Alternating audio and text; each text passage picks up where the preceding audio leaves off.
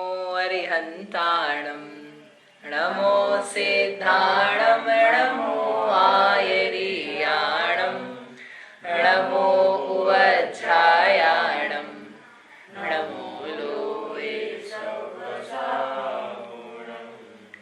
नमः श्रीवर्धमानाय निर्धूतकलिलात्मने सालोकानां त्रिलोकानां यद्विद्यादर्पणायते। यह परम मांगलिक ग्रंथ श्री रत्नकरण श्रावकाचार्य है। इसके रचयिता आचार्य भगवान श्री समंत भद्र स्वामी है। इसमें तृतीय अधिकार में अणुव्रतों का वर्णन किया है। अणुव्रतों के अंतर्गत पहला अणुव्रत है जिसका नाम है अहिंसा अणुव्रत। अणुव्रत किसे कहते हैं? बोलो पर्व। पापों का एक देश रूप त्याग करना। हाँ, बढ़िया। कौन से पापों का?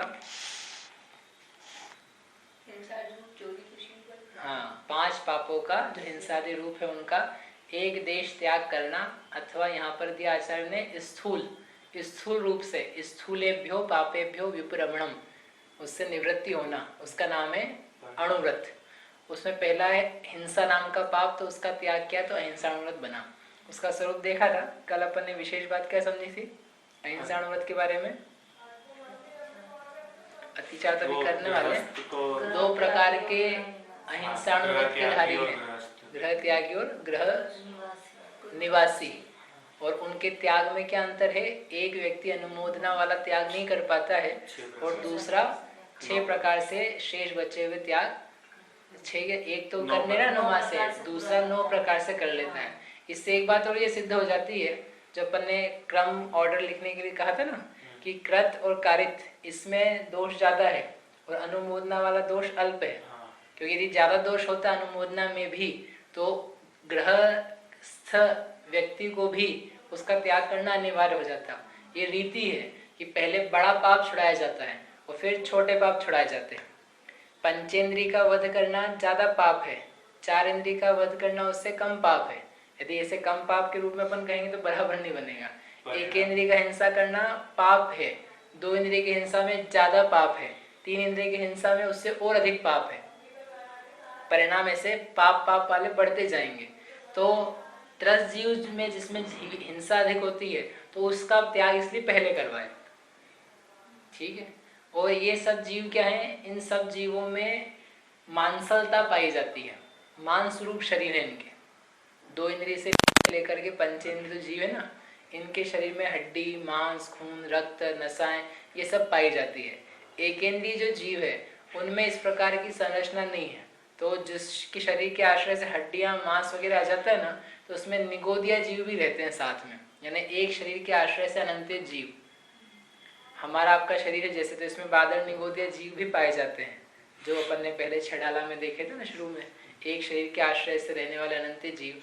तो जो मांस वाले शरीर हैं, खून हड्डी वाले शरीर हैं, उन सब में निगोदिया जीव पाए जाते हैं।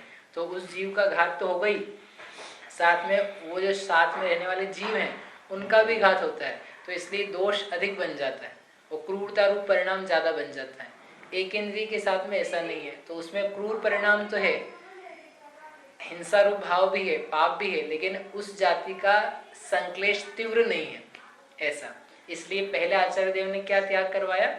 स्थूल हिंसा के अंतर्गत त्रस जीवों की हिंसा। और उसमें भी फिर जो ज्यादा पापकारी है, ऐसा कृत और कारित मन वचन काय से, उसको पहले यानी घर में रहने वाला व्यक्ति सामान्यतः त्याग करना प्रारंभ करेगा, तो उसको त्याग वो करवाया। फिर इसमें और जो इससे कम हिंसा वाला टाइप है अनुमोदना का, उसका त्याग उसके बाद में जब गृह त्यागी हो गया तब करवाया।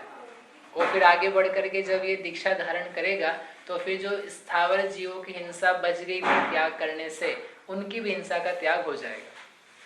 ठीक, ये थोड़ा विचार आप करना इस बारे में। और ये हमारा बनाया हुआ नहीं है, ये आचार्य अमित गति ने 2 प्रकार के भेद दिए हैं श्रावकाचार में, अमित गति श्रावकाचार में। उसी के अनुसार सागार धर्मामृत में भी पंडित आशाधर जी ने 1000 साल पहले इस प्रकार का विवरण दिया है। और इस प्रकार के 2 भेद करें, गृह त्यागी अणुव्रति और गृहस्थ अणुव्रति। अब अपनी बात चल रही थी अतिचार की। अतिचार का अर्थ बताया था कल। बोलो, अतिचार किसे कहते हैं?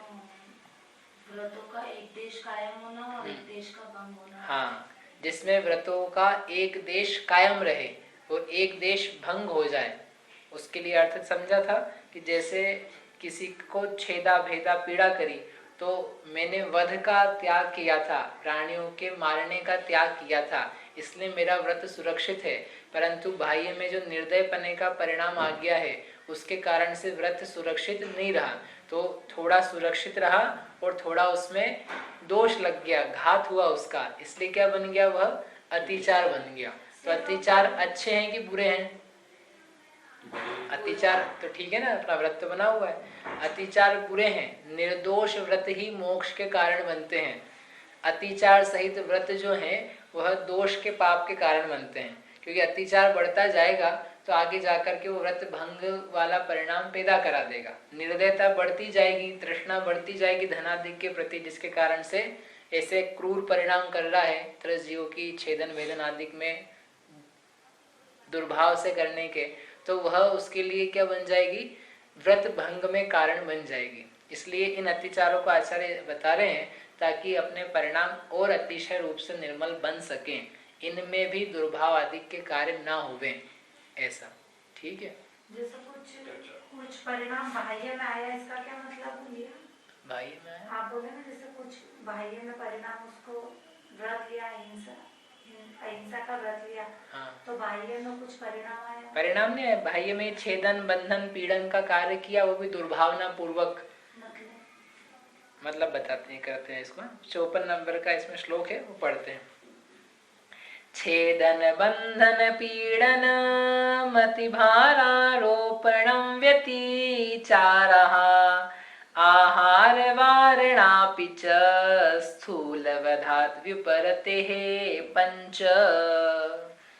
क्या क्या बताए थे? 5, छेदन, बंधन, पीड़न, अतिभार रोपण और अन्नपान निरोध, ये 5 है। सूत्र जी में 5 दिए, ऐसे कैसे, बंध वदत छेदाति भारारोपणान्न पान निरोधा पंच, ऐसे 5 अहिंसाणुव्रत के अतिचार दिए हैं। क्या है?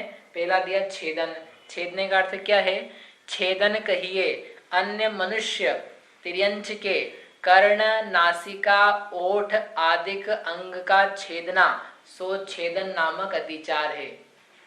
किसी का कान छेद दिया, किसी का मुख नाक वो छेद दिया, ओठ ओष्ठ होता है वह छेद दिया, किसके लिए, किसी दंड के निमित्त भी हो सकता है, और उसको वश में करने के लिए, उसका प्रयोग करने के लिए, उसके निमित्त से आजीविका चलाने के लिए, वो भी उस कारण भी हो सकता है।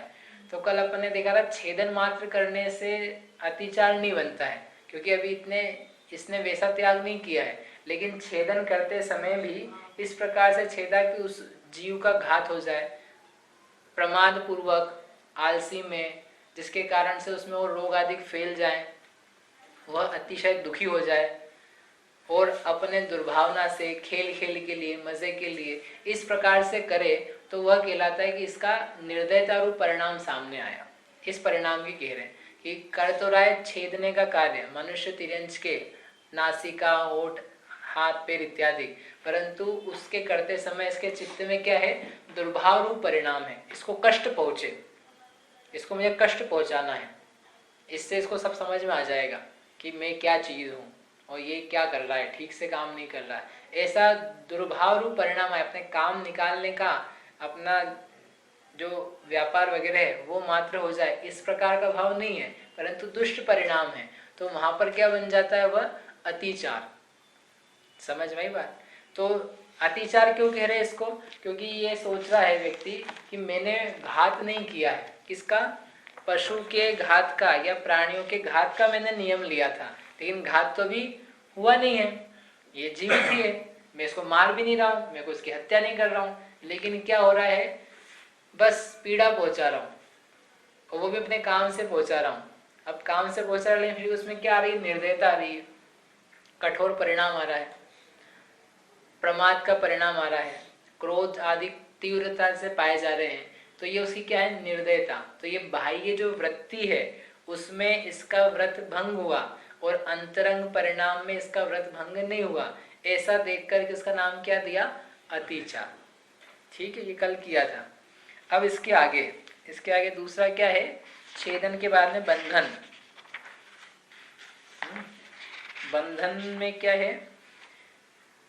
बांधना, मनुष्य को बांधना, तिर्यंच को बांधना, बंदी गृह में रोकना, इस तरह से दृढ़ बंधन से बांधना, पंछियों को पिंजरे में रोक करके रखना, ये क्या है? बंधन नाम का अतिचार। बांध सकता है कि नहीं? जिसने व्रत लिया है वह पशु पक्षी मनुष्य आदि को बांध करके रख सकता है कि नहीं? नहीं रख सकता है। गाय रहेगी तो बांधेगा, बैल रहेगी तो बांधेगा, कोई मदारी होगा तो बंदर को बांधेगा। गाय, बैल, ढोर, घोड़ा, ऊंट, सवारी की जो चीजें हैं, रथ, घोड़ा गाड़ी, इन सब के लिए जो पशु काम में आते हैं उनको बांधेगा। बांधने की आवश्यकता पड़ सकती है, पड़ती है। उसके अलावा मनुष्य, उनको ही बांधना पड़ सकता है। क्यों बांधना पड़ सकता है? ये भाग नहीं जाए। बंदी गृह में भी डालना पड़ता है। कोई राजा है या प्रशासक है तो उसको वहाँ देश में जो दुष्ट जीव है उनका निग्रह करने के लिए उनको बांधना भी है, जेल में भी डालना है, वो सब भी करना होता है ना। तो कोई पुलिस वाला फिर अनुव्रती हो सकता है कि नहीं? क्यों? पुलिस वाला तो फिर बंद डालेगा ना, जेल में डालेगा। जेल में डालेगा तो वो जीव को बुरा लगेगा तो उसकी हिंसा होगी तो उसका व्रत भंग हो जाएगा। कहते ऐसे से भ्रंग होने लग जाए ना तो ये जितने व्रत वाले हैं ना वो सब कौन होंगे पता है? बिल्कुल अलग टाइप के लोग। मतलब ना वो राजा होगा, ना वो मंत्री होगा, ना संतरी होगा, ना कोतवाल होगा, ना कोई कलेक्टर हो सकता है, ना कोई IAS होगा, ना IPS होगा, ना पुलिस वाला होगा, ना न्यायाधीश, कुछ भी नहीं होंगे। जैन लोग एक भी नहीं होंगे। सब कौन होंगे? जो अव्रती लोग हैं ना वो आके बैठेंगे। और जितने अव्रती बैठेंगे उतने पाप ज्यादा होंगे। बेहतर ये है कि ऐसे स्थानों पे व्रती लोग बैठे। महाराज नहीं हो बोले आपने महाव्रती बैठने तो महाव्रती बिठा दे। महाव्रती तो बैठने लायक नहीं है, वो खुद ही नहीं बैठेंगे। लेकिन जो व्रती हैं, जो पाप से भय खाते हैं, ऐसे लोग, पाप का जिन्होंने बुद्धिपूर्वक त्याग किया है, वो यदि प्रशासनीय और सेवा के पदों पर रहे तो श्रेष्ठ कार्य होता है, तो बढ़िया काम बनता है। तो फिर भ्रष्टाचार वगैरह नहीं हो सकता। लेकिन कौन बैठता है? जिनके व्रत नहीं है। तो हम तो यहाँ जैन शासन की व्यवस्था दिखा रहे हैं कि जैन शासन में ये व्यवस्था है कि व्रत लिए हैं तो आपको इन पदों से वंचित नहीं किया जाएगा। आपको हम ये नहीं कि बाहर नहीं कर देंगे कि तुम तो व्रती हो, तुमको न्यायाधीशी पोस्ट नहीं मिलेगी, तुम व्रती हो, तुमको सैनिक में भर्ती नहीं मिलेगी, तुम व्रती हो, अहिंसा व्रत तुमने धारण किया है तो इसलिए आपको हम कर्नल नहीं बना सकते, लेफ्टिनेंट नहीं, कमांडेंट नहीं बना सकते। हो तो बिल्कुल बना सकते, कोई दिक्कत नहीं। ये तो और अच्छा आदमी, क्योंकि ये बिल्कुल सही काम करेगा, व्यर्थ में गोलाबारी नहीं करेगा, उकसाने पर भी व्यर्थ में नहीं करेगा। जब काम होगा ना तभी करेगा, क्योंकि इसके व्रत है, संकल्प पूर्वक जीव का घात नहीं करेगा। आई बात समझ में? तो बंधन का फिर क्या मतलब है? तो देखो बंधन का इन्होंने अच्छा दिया है, हम सागर धर्मामृत में से पढ़ते हैं। रस्सी आदि से गाय, मनुष्य आदि के बांधने को बंध कहते हैं। बंध ने बांधना, रस्सी वगैरह से बांधना। पुत्र आदि को भी विनीत बनाने के लिए माता पिता बांधते हैं। आजकल नहीं बांधते हैं, लेकिन फिर भी बच्चा हो छोटा, उसको विनीत यानी कंट्रोल में रहे इसके लिए, अथवा अपने हाथ से अपना घात नहीं कर ले इसके लिए, अथवा ज्यादा चंचल हो रहा हो तो उसको भी ठीक करने के लिए क्या है? बांधना पड़ता है थोड़ी देर के लिए। तो माता पिता भी बांधते हैं।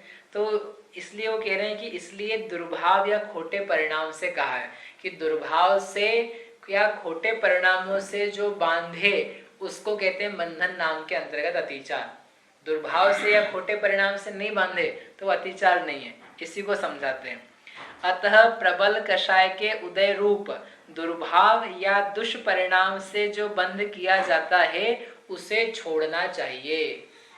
जो कषाय के आवेश में आकर के बांध दिया इसको जबरदस्ती, तेजी से बांध दिया, कड़क बांध दिया, भाग नहीं सके ऐसा बांध दिया, अथवा इसलिए बांधा कि बस ये बंधा हुआ रहे, इसको जाना नहीं चाहिए, हमारे काम में आए, इस टाइप के परिणाम से बांध दिया उसको, दुर्भाव परिणाम से कषाय के तीव्र उदय में, तो वह क्या है? वह अतिचार है। वह भी व्रत का भंग नहीं है। ऐसा कैसे है? हम तो समझते थोड़ा सा भी दुख देगा तो व्रत का भंग हो जाएगा, कि नहीं, आपके सोचने से नहीं चलेगा। ये व्रत जो लिया है तो इसमें वध जो है ना वो सबसे लास्ट है, मार देना। मार देने का हमने व्रत लिया कि हम नहीं मारेंगे संकल्प पूर्वक, और दुखी नहीं करने का भी प्रयास करेंगे कि दुखी ना होवे। परंतु फिर भी जो हमारे रोजमर्रा के काम हैं उनको करते हुए जो प्राणी क्लेश पाते हैं तो उसमें हम कुछ ज़्यादा कर नहीं पाएंगे। यदि वैसा करने लगे तो हम कुछ भी नहीं कर पाएंगे, जबकि हमारी कषाय भी बनी हुई है। वे त्याग करने योग्य कार्य नहीं है ऐसा हम नहीं मानते हैं, वे त्याज्य हैं। तथापि मेरा जैसा भी गृहस्थी के प्रति राग भाव है, भोगों के प्रति, धनादि के प्रति मोह पूरा मिटा नहीं है, उसके कारण से वो सारे कार्य पाए ही जाएंगे, और पाए जाएंगे तो हम त्याग नहीं कर सकते उसका। इसलिए जब त्याग नहीं करा जा सकते तो व्रत से ही वंचित होना पड़े ऐसा भी नहीं है। कह रहे ऐसी स्थिति में भी जितना त्याग बन सकता है उसका नाम हम आपको दिला रहे हैं अहिंसा व्रत। इसलिए स्थूल, बहुत स्थूल त्याग है, लेकिन ये पंचम गुण स्थान वर्ती के योग्य कि उसके परिणाम इतने निर्मल होते हैं कि वास्तव में संकल्प पूर्वक में नहीं मारना चाहता हूँ, ना मारूंगा ऐसा नियम लेता हूँ, काया से भी नहीं कराऊंगा। मेरा शरीर में एक रोग बन जाए, उस रोग के निवारण के लिए भी यदि किसी को मारना पड़े तो मैं नहीं मरवाऊंगा ना मारूंगा, और कोई मार के लिए तो अनुमोदना नहीं करेंगे ना उसे ग्रहण करेंगे। इस प्रकार की दृढ़ता तो बन जाती, इतना श्रेष्ठ परिणाम पैदा होता है। परंतु फिर भी ये जो क्लेश कष्ट देने के जीवों के परिणाम है अभी वो पूरे गए नहीं है, क्योंकि इसका कामकाज पड़ता है। समझ में बात क्या कह रहे बहन जी? जैसे दुर्भावना इसमें मुख्य है कि दुर्भावना के उद्देश्य से कार्य नहीं करेगा। तो जैसे किसी ने कुत्ता पाला तो उसमें दुर्भावना ने शौक से पाला है, हाँ, तो वो व्रत भंग हुआ ना उसका? नहीं, उसमें कोई व्रत भंग नहीं, तो वो पाल सकता। हाँ, वह अब इसकी विधि कैसी है वो विधि बताते हैं। बंध या तो दो पायों का होता है या चौपायों का होता है। दो पाय यानी दो पैर वाले, और चौपाय यानी चार पैर वाले। तीन पैर वाले को होते हैं क्या? कोई नहीं होते, इसलिए दो पाय चौपाय लिए। वह बंधन भी सप्रयोजन या निष्प्रयोजन होता है, मतलब प्रयोजन से किया या बिना प्रयोजन से किया। उनमें से निष्प्रयोजन बंध तो श्रावक को नहीं करना चाहिए, बिना काम के बंधन में डाल रखा है ऐसा बंधन उसको नहीं करना चाहिए। जो सप्रयोजन बंध किया जाता है उसके भी दो भेद हैं, सापेक्ष और निरपेक्ष। क्या अर्थ है उसका? ढीली गांठ लगाकर चौपायों का जो बंध किया जाता है, जिसे आग वगैरह लगने पर सरलता से खोला या तोड़ा जा सके, वह सापेक्ष है। और जो दृढ़ता से बांधा जाता है कि वे गर्दन तक ना हिला सके, वह निरपेक्ष बंध है। अब बताओ इसमें से कौन सा बंधन ठीक है? सापेक्ष की निरपेक्ष? मतलब दोनों का कंपैरिजन करें तो सापेक्ष ठीक है, आवश्यक हो सकता है, लेकिन निरपेक्ष कठोरता रूप है, दुर्भावना से युक्त है कि ये हिल भी नहीं पाए। हम इसको ऐसा बांधे रहे, अब तू हिल के दिखा, यहाँ से हिल भी नहीं पाएगा। बहुत इधर उधर गर्दन हिला रहा था, बहुत घूमना चाहता था, अब तुझे कस करके हमने बांध दिया। इतना गले गले में टाइट कर देना कि सांस लेने में दिक्कत आ जाए, कल को कदाचित वहाँ पे आग हो जाए, भूकंप हो जाए, इमारत गिर जाए, तो वो व्यक्ति वहाँ से तुड़ा करके भाग भी ना सके, इतना दृढ़ता से बांध दिया।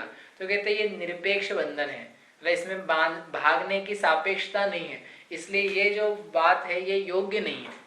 तो दो भेद करके चल रहे थे ना, बंधन सप्रयोजन निष्प्रयोजन। निष्प्रयोजन तो काम का ही नहीं है, सप्रयोजन है, उसमें भी सापेक्षता और निरपेक्षता से है। तो जो सापेक्षता से किया है वो आवश्यक हो सकता है, इसलिए उसकी मना नहीं कर रहे, लेकिन जो निरपेक्ष बंधन किया है इस प्रकार का वो ठीक नहीं है, उसमें उसकी मौत भी हो सकती है। तो अभी हुई तो है नहीं मौत, तो अभी हुई नहीं भले, तो क्या मौत का इंतजार करें उसकी और फिर कहें कि हाँ आज मेरा व्रत भंग हो गया? अभी तक तो नहीं हुआ था कि उस दिशा में जा रहा है व्यक्ति, इसका मतलब इसका परिणाम खोटा ही है। एक गोली चलाई, आदमी मरा तो है नहीं, मरेगा तो हमको ले जाना फांसी चढ़ाने के लिए, लेकिन मरा ही नहीं, हम गोली चला रहे हैं, एक भी तो मर नहीं रहा है। कि तू गोली चला रहा है इसका मतलब ये कि जरूर मर जाएगा, तेरा परिणाम उधर जा रहा है, इसका मतलब तो दोषी है, इसलिए गोली चलाने वाले व्यक्ति को भी दंड मिलता है। निष्प्रयोजन फायर आर्म्स चलाता रहे, बम फोड़ता रहे, मरे एक भी नहीं आदमी, तो उसको पकड़ेंगे कि नहीं? पकड़ेंगे। ठीक, तो ऐसा यहाँ समझना। और जो दृढ़ता से वह निरपेक्ष बंधे हैं, तो कह रहे हैं दासी, दास, चोर, व्यभिचारी, पागल आदि 2 पायों को जब बांधा जाए तो उन्हें इस तरह से बांधना चाहिए कि अग्नि आदि भय उपस्थित होने पर वे जलकर मर न जाएं, अथवा उनका श्वास नहीं रुक जाए, अथवा वो अकड़ करके मरण को प्राप्त नहीं हो जाए, रोगादि से युक्त नहीं हो जाए। कि ऐसा बांधा कि भई अग्नि को संभावना ही नहीं थी, हमने तो बांध दिया फिर भी, लेकिन वो ऐसा बेचारा हो गया कि 10, 15, 20 दिन तक बिस्तर में पड़ा रहा, इतना कड़क बन गया था। हाथ ऐसा बांधा कि बिल्कुल लहूलुहान हो गया। ऐसा नहीं बांधा जाता।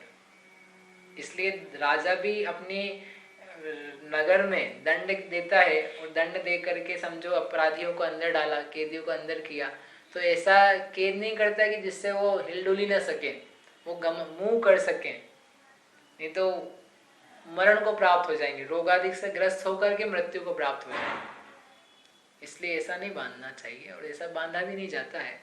यदि कदाचित हम ऐसी प्रवृत्ति में हो तो प्रवृत्ति त्याज्य है। इनमें से कई बातें ऐसी होगी कि जो आपको ऐसा लग सकता है कि ये तो हम वैसे भी नहीं करते हैं, और ये तो वैसे भी नहीं करनी चाहिए, तो अब लेकिन आप बता रहे हो कि ऐसा बन सकता है, तो चल सकता है, तो हम कर लें, तो समझना कि अपन गलत ग्रहण कर रहे हैं। जो काम जो पाप अपन वैसे ही नहीं कर रहे हैं और नहीं करने चाहिए, अपने को समझ में आते हैं, तो वो करने लायक नहीं है। तो यहाँ तो करने की बता रहे हैं कि वो कर सकता है, लेकिन कौन? जिसकी आजीविका इस प्रकार की है। तुम्हारी आजीविका उस प्रकार की नहीं है तो जबरदस्ती नहीं कूद पड़ना उसमें। आपने बताया कि गाय बैल ढोर बांध सकते हैं, तो हम तो अभी तक इसलिए नहीं लाए थे कि बांधना पड़ेगा, उसकी देखभाल करनी होगी, और फिर डंडा भी लगाना पड़ेगा, पीड़ा होगी उसको, और इससे हमारे अहिंसा में दिक्कत आएगी, तो इसलिए हमने नहीं लाया था, हम लिया थे। तो सुनो आगे की लाइन, अथवा श्रावकों को ऐसे ही 2 पाय और चौपाय रखने चाहिए जिन्हें बांधने की आवश्यकता न हो। ये मध्यम मार्ग है, और आगे बढ़ करके उत्कृष्ट बताएंगे कि श्रावकों को ऐसा काम ही नहीं करना चाहिए, ऐसे 2 पायों चौपायों का काम ही नहीं रखना चाहिए कि उससे बांधने की जरूरत ही पड़े। मतलब पशुओं का व्यापार करने ही नहीं चाहिए। बेस्ट तो ये है क्या कि इसको ऐसे हीन कार्य से आजीविका करनी ही ना पड़े। हीन कार्य से आजीविका इस प्रकार की करेगा तो वो दोषी है। अब रही बात कुत्ते वगैरह की, आप कह रहे थे, तो कुत्ता तो क्या अपने आप में मांसाहारी प्राणी है, उसको आप शाकाहारी बनाने का भरसक भी प्रयास करो तब भी वो बना तो क्या रहता है, मांसाहारी बना रहता है। इसलिए हिंसक पशुओं के पालने का तो उन्होंने निषेध ही किया है कि हिंसक पशु नहीं पाले जाते हैं। बिल्ली, कुत्ता, शेर, चीता, लोमड़ी, गिद्ध, कबूतर, तोता, मैना, ये कोई पालने लायक चीजें नहीं है, क्योंकि ये तो सब क्या है, ये मांसाहारी है। मुर्गा, हाँ, ये सब खा लेते हैं, कीड़े मकोड़े, मक्खी मच्छर, मुर्गी मुर्गे, ये सब ये पालने लायक नहीं। मछली पाल लेते लोग आजकल घर में, मछली वाले सुंदर दिखती है, वो सुंदर देख देख के मछली बन जाएगा पक्के में। और निरंतर जितने घर में मछली आदि के साधन है ना, उनको देख करके जो शौक के लिए रखते हैं ना जितने साधन, वो जरूर वैसा बनेगा। शौक के लिए तोता मैना पाल रखा है, तो शौक से तोता मैना नहीं बनेगा। शौक से मछली पाल रखी, रंग बिरंगी मछली बनेगी। बनना ही उसको, आगम देख लो, सारे उदाहरण मिल जाएंगे। तो ये शौक के काम तो काम की नहीं। ये जो बातें बता रहे ना, ये अतिचार संबंधी और ये बंधन, पीड़ा, अति भार वाली, तो ये सब तो जो व्यक्ति उससे आजीविका करता है उसके लिए, मतलब वो अब लिविंग के लिए उसके पास कोई और ऑप्शंस नहीं है। मतलब वो पैदा ही कृषक के घर हुआ, पैदा ही डेयरी वाले के हुआ, उसको कुछ और काम धंधा आता नहीं है, कर नहीं सकता, तो व्रत भी लेने हैं, सम्यक दर्शन भी साथ में, निर्मलता है परिणामों की, तो वो करते हुए धारण कर सकता है। लेकिन कोई सोचे कि अपन पहले व्यापार फैला हुआ है और चलो आज आपने बताया तो एक नया और चालू कर देंगे, उसके लिए नहीं बता रही। तुम्हारा व्यापार धंधा सीमित है, उससे काम चल जाता है, लिविंग हो जाती है, तो इधर गाय बैल ढोर का काम करने की आवश्यकता नहीं है। समझ में आई बात? ये बहुत व्यापक दृष्टिकोण से लिखा हुआ है और व्यापकता से इसको समझना चाहिए। इससे अपनी दृष्टि भी खुलनी चाहिए कि कोई हीन हमसे दिखाई दे लौकिक अपेक्षा से, फिर भी वो वृत्ति हो सकता है, और अपन उसके ऊपर आक्षेप नहीं लगा सकते कि अरे ये काय का वृत्ति है, तो कैसी किसानी करता है, खेती करता है, इससे अच्छे तो हम ही हैं, कम से कम हम बैठ कर काम तो करते हैं। ये नहीं, जरूरी नहीं है, वो आपसे बेहतर हो सकता है, वो पंचम गुणस्थानवर्ती हो सकता है, और हो सकता है आप पहले में ही हो सकता है चौथे में ही हो। उसने व्रत लिए बुद्धिपूर्वक और उसके लिए प्रयास करता है उसके दोषों को टालने का, निर्मलता बनाए रखने का। इसलिए किसी भी व्यक्ति को देख करके हीन परिणाम ना आए, तो ये व्यापकता चित्त में रहेगी तो नहीं आएगी, और नहीं तो अपन अपने को देख करके महान समझते रहेंगे और बाकी सबको हीन समझेंगे, तो मोक्ष मार्ग से विरुद्ध होगा, क्योंकि वृत्तियों को अपन हीन समझ रहे। ठीक, तो ये दो हो गए, समझ में आई बात? कौन कौन से हो गए अपने? छेदन और बंधन। छेद में भी फिर वही लगा लेना, दुर्भाव से करेगा, पीड़ा देने के परिणाम से करेगा, तो वह क्या है? अतिचार। और सामान्य रूप में ही कर रहा है जितना आवश्यक है ध्यान रखते हुए, तो वह अतिचार नहीं है। वहां तो अतिचार भी नहीं है, बांधे ना अकेला तो अतिचार नहीं है, इस प्रकार से बांधे तो अतिचार। तो छेदन में 2 इंद्रिय से 5 इंद्रिय तक लेंगे। हाँ, लेकिन 2 इंद्रियों को कौन छेदेगा? नहीं, जैसे पूरे 5 इंद्रिय हो जाएंगे स्थावर। हाँ, वो सब है, लेकिन ये 2 इंद्रिय छेदन कैसे करेंगे? जैसे मक्खी मच्छर को भी मार, ये जो मक्खी मच्छर को छेद के क्या काम करेगा व्यक्ति? वो जो उससे मारते हैं। किससे? तो मार ही देते हैं ना। हाँ। छेदा थोड़ी ना है। छेदने का मतलब कितने नहीं मरते उसमें। ये क्या बात है? हम मारने का तो पूरा प्रयास करें, वो बोले मरे चाहे नहीं मरे अपने को क्या पता, अपने तो व्रत है, ऐसा नहीं है। ये तो मारने के लिए आप कर रहे हो। ये छेदने का काम तो क्या है? ये पशुओं की तरफ से कहा आचार्य ने कि पशुओं को छेदा जाता है। कदाचित मनुष्यों को भी छेद के कुछ छाप दिया नाम रखाने के लिए, दिखाने के लिए, तो वहां छेदन हो सकता है। दंड के निमित्त से ओठ छेद दिया किसी का, जीवान छेद दी, तो वो कदाचित बन सकता है। बाकी 4 इंद्रियों को कौन छेदेगा? 3 इंद्रियों को कौन छेदेगा? मक्खी मच्छर को मक्खी जरा एक सुई ली और छेद दी, ये कौन होने वाला है? वो तो मर ही जाएगा बेचारा, शरीर तो इतना सा उसका। जो कान छिदवाता, नाक छिदवाता, वो अतिचार में नहीं आता। नहीं, कान नाक छिदवाए वो तो उसने अपने शौक से छिदवाए, वो तो एक श्रृंगार के रूप में, उसको कोई उससे तकलीफ नहीं है। मतलब तकलीफ भी है तो खुद ही गया है, तो वो जो छेद रहा है उसको भी कोई दंड नहीं है और कोई पाप भी नहीं है इस संबंध में। यदि उसने व्रत लिया है तो वो अपना व्यापार कर रहा है, और जो छिदवाने गया वो तो गए छिदवाने के लिए, तो वो कोई बात नहीं है। हाँ, लेकिन कोई व्यापार ऐसा करे कि हम कान नाक छेदने का काम करते हैं, तो उसके लिए कोई वो व्रत भंग नहीं है और कोई अतिचार भी नहीं है। हाँ, उसमें दुर्भावना आ जाए कि ये मेरा प्रतिद्वंदी है, इसके घर की बच्ची यहाँ आई है, इसका कान से छेद दें अपन कि बिल्कुल बराबरी कर दें, तो वो दुर्भावना, वहाँ पर फिर दोष है। ठीक, व्यापार के हिसाब से, जैसे घर के हिसाब से, वस्तुओं के हिसाब से, जैसे बोलते हैं ये मछलियाँ वगैरह का फिश पॉट वगैरह लगाओ इस पुणे में, ये तो वो भी अतिचार में है। ये तो अलग बात हो गई कि अपन किसी ने कह दिया कि ये गुड्डा यहाँ रखो ने, फिश पॉट यहाँ रखो ने, मछली यहाँ रखो, ये तो अतिचार में नहीं, ये अज्ञान के अंतर्गत है, लोक मूढ़ता के अंतर्गत। गुड्डा ले आओ चाइनीज रख दो, हैपिंग लाफिंग बुड्ढा रख दो, तो उससे क्या होगा? अपना घर लाभ करेगा, उससे क्या संबंध है? हो सकता है उल्टा हो जाए। यदि इतने सरल ही होता, मेरे को समझ में आता ये सब बातें हैं, मतलब लौकिक जो है, यदि इतना ही धन आदि कमाना और उसको रखना इतना सरल होता, तो घर घर में बस वही होते ना, दुकानदारी व्यापार धंधा करने की जरूरत क्या है? भाई लाफिंग बुड्ढा रख दो सब अपने घर में और सब लाभ करेंगे, बढ़िया। किसान भी क्या करेगा? बोला मैंने तो खेत में गाड़ दिए, फसल आ जाएगी, कुछ करना तो है नहीं अपने को, वो करेगा सब। बेटा देखते हैं क्या होगा। मतलब ये क्या है, इनमें कोई बहुत विशेष दम नहीं है, बात विशेष क्या मतलब कुछ भी नहीं है। ये व्यर्थ है कि अपने दिमाग के चोचले हैं। शनिवार को करेंगे तो होगा, रविवार को करेंगे तो होगा, न सोमवार को ये होगा, और शुक्रवार को मैं काम नहीं। एक व्यक्ति मेरा बोला मैं तो ये काम ही नहीं करता, कब? और शुक्रवार को और मंगलवार को। क्या तकलीफ भैया, शनिवार मंगलवार ने क्या बिगाड़ दे तुम्हारा? ऐसी बातें मानना ये तो क्या लोक मूढ़ता, वो जो पहले अपन पढ़ के ना पहले अधिकार में, इसमें कोई भी तुम्हारी बुद्धि काम नहीं कर रही। इसका मतलब बुद्धि से काम लो कि एक चीज यहाँ रख देंगे, उससे मेरे ऊपर वास्तव में क्या फर्क पड़ेगा, उससे मेरा पुण्य पाप में क्या परिवर्तन होगा। पाप में तो हो सकता है पाप बढ़ जाए ज्यादा, लेकिन पुण्य में क्या परिवर्तन होगा, मेरा पुण्य क्या बढ़ेगा? यदि करना ही है तो वो कार्य करो कि पुण्य की मात्रा में वृद्धि होवे, पाप की मात्रा में घटोतरी होवे, तो तुम्हारे काम सधेंगे। अपना सीधा लॉजिक तो ये है, अपना मतलब आगम का, वस्तु स्वरूप का, कि तुम्हें लौकिक कार्य सधाने हैं, पुण्य कार्य करो, पूजन प्रभावन आदि कार्य करो, स्वाध्याय सामयिक करो, श्रेष्ठ कार्य आत्मा का अनुभव करो, संवेदन करो, ग्रंथ दीक्षा लो, उससे तुम्हारा काम बनेगा। तब तो तुम्हें आवश्यकता ही नहीं रहेगी। जब तक घर में हो तो जिन पूजन सामयिक स्वाध्याय आवश्यक शट आवश्यक वो करो, तो तुम्हारे काम जो है बन जाएंगे। ये विधि है।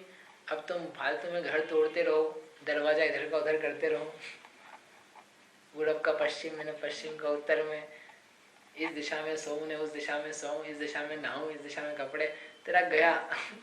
जो समय तू भगवान का नाम ले सकता था तो उस समय दिशा का नाम ले रहा है, तेरा भला नहीं होगा।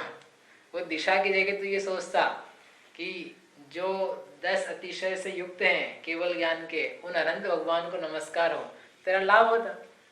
और तुम्हें 10 अतिशय तो याद नहीं आए, दिशा याद आई, 10 दिशाओं में कौन कौन से क्या करना है, वो काम की नहीं है। ठीक है। बंधन में जो फिजिकली किसी को बांधना हो, इसमें लेके किसी को अपने कंट्रोल में रखने को भी, हाँ वो भी है, आगे वो भी लिए, मंत्र से कंट्रोल कर लेना, वश में करना, जिससे सम्मन कर लेना, मारण उच्चाटन मंत्र तंत्र से कर लेना, वो सब भी इसके अंतर्गत। हाँ आगे दिया इसमें स्पष्ट रूप से, मंत्र तंत्र आदि रूप जो है बंधन है वो भी इसके अंतर्गत ही है। मंत्र आदि के द्वारा भी किया गया बंध आदि, रस्सी वगैरह से किए गए बंध आदि की तरह ही अतिचार है। इसलिए इस प्रकार का प्रयत्न करना चाहिए जिससे व्रत मलिन। ये अतिचार कैसे, मतलब ये तो मिथ्यात्व में चला गया। क्यों मिथ्यात्व में चला गया? अगर किसी के पास जाके किसी को वश में करा रहे तो मतलब मिथ्या। नहीं, वश करा रहे हो क्या वश कर रहे हो? कर रहा है तो वो तो मिथ्या कर रहा है, तो किस कारण से कर रहा है? दुष्ट को वश में कर रहा है कि सज्जन को वश में कर रहा है? पाप के निमित्त से कर रहा है कि धर्म के निमित्त से कर रहा है? प्रयोजन देखा जाएगा। कार्य मात्र से पुण्य पाप या व्रत का भंग अतिचार सिद्ध नहीं होता है। जैसे अभी अपन ने देखा ही ना, एक की हत्या कर दी, गला तक काट दिया, अब बताओ उसने व्रत में भंग किया, अतिचार लगाया कि व्रत बना रहा। एक व्यक्ति ने, एक व्रती ने एक व्यक्ति का गला काट दिया, बिल्कुल पूरे साफ कर दिया। अब क्या किया उसने? व्रत भंग हुआ उसका कि अतिचार लगा कि व्रत बना रहा, सद निर्दोष बना रहा। बताओ क्या हुआ? व्रत भंग हो गया पक्का। और हम कह रहे कि नहीं हुआ भंग, अतिचार भी नहीं लगा, व्रत पूरा बना रहा। और युद्ध कर रहा था, इनकम्प्लीट नहीं बना, आपको सिचुएशन दी थी, मतलब क्रिया बतानी थी आपको कि क्रिया में उसने क्या किया। युद्ध लड़ रहा था, सैनिक था वो, उसके ऊपर सामने से आक्रमण उसने किया, उसने बचाव में बिल्कुल ऐसा तलवार से बुद्धिपूर्वक प्रहार किया कि मैं बचूं और ये मर जाए, नहीं तो मैं ही मर जाऊंगा। इस प्रकार से पहले बचाने का प्रयास किया, जब तक नहीं बच पा रहा था तो उसने उसको मार दिया, या राजा ही था उसको मार दिया। तब क्या हुआ? अब भंग नहीं, तो विरोधी हिंसा के अंतर्गत है, उसके हमने छूट दी थी, मतलब उसको व्रत में लिया ही नहीं था। पाप हुआ, हमने ये प्रश्न नहीं करा हो, पाप तो पूरा लगा है। हाँ, पाप की बात नहीं थी, पाप तो लगा ही है, इसने मारा है एक जीव को साक्षात, तो पाप तो लगना ही है इसको। लेकिन हम तो व्रत की बात कर रहे हैं, और महाव्रत नहीं अणुव्रत, तो इसने उसका त्याग नहीं किया था। जब त्याग जिस चीज का किया ही नहीं, वो काम कर रहा है, तो उससे भंग नहीं हुआ। ठीक है, इसलिए क्रिया कौन सी, उससे फर्क नहीं पड़ेगा। क्रिया के साथ में द्रव्य क्षेत्र काल भाव क्या है, प्रयोजन क्या है, स्थिति क्या है, उसको देख करके निश्चित किया जा रहा है। जब जैसे बंधन ही है, आप आज भी बंधन करने लग जाओ, रास्ते में जाओ, गाय को बांध दो, बोले भैया ने बताया था बंधन करने में कोई तकलीफ नहीं है, और निरपेक्ष बांधा है मैंने, बांध के खुली भी जा सकती है, तो आपके लिए तो व्रत भंग है, क्योंकि जबरदस्ती बांध दिया उसको, कुछ काम नहीं था, लेन देन नहीं, रास्ते चलते तो गाय को बांधने लग गए। तो तुम्हारे लिए तो बेटा गए तो ठीक है, आपके योग्य नहीं है, आपका कोई काम नहीं था तत्संबंधी, इसलिए भंग बन जाएगा। और यहाँ इसका कामकाज है, उसके अंतर्गत किया था, तो उसके लिए भंग नहीं है, अतिचार तक भी नहीं है, क्योंकि उसने निरपेक्ष सापेक्ष बांधा था, ऐसा रखा। ठीक, तो ये विचार करके रखना। अब अपने दो, अभी कितने हुए? 2 है, अभी 3 बाकी हैं, वो अपन कल करते हैं। हमें लगा था हो जाएगा लेकिन नहीं हुआ, कल करेंगे इसे, इसको पढ़ के आएंगे। जावाणी के ज्ञान ते सूझे लोकालो, सो वाणी मस्तक नमो सदा देश